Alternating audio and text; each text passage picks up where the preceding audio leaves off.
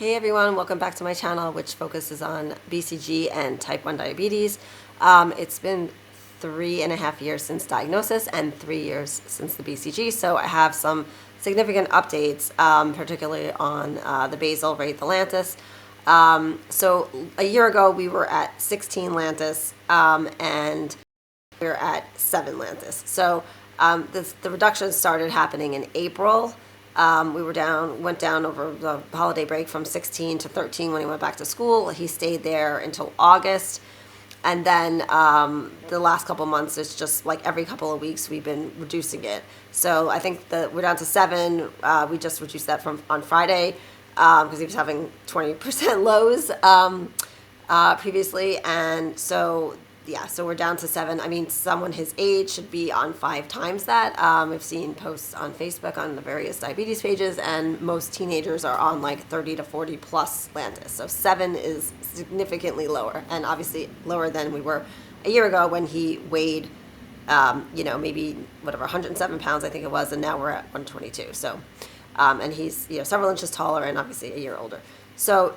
But the cpeptide, though, result came back lower. We're at 0.26, down from 0.33 last year and 0.41 2 years ago, and also that was the same level of diagnosis. So the BCG obviously does not stop the autoimmune attack or stop the progression of the disease. It seems to slow it down a bit because he still maybe should be at like 0.1 cpeptide at this point, 3.5 years later, but it doesn't stop it. So the cells are likely the ones taking up the glucose and it's not his own insulin doing it. So the ICRs would show that because we're pretty much at a normal level and about the same as last year, about 1 to 3 for breakfast and about 1 to 6.5, 7 for lunch and dinner. So no crazy changes there that they say we can eat 30 carbs and not dose anything for it now.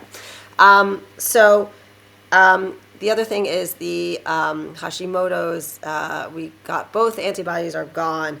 The thyroid peroxidase is 7. If you're considered negative if you have less than 9, so we're down to 7. He was kind of fluctuating between 11 and 16.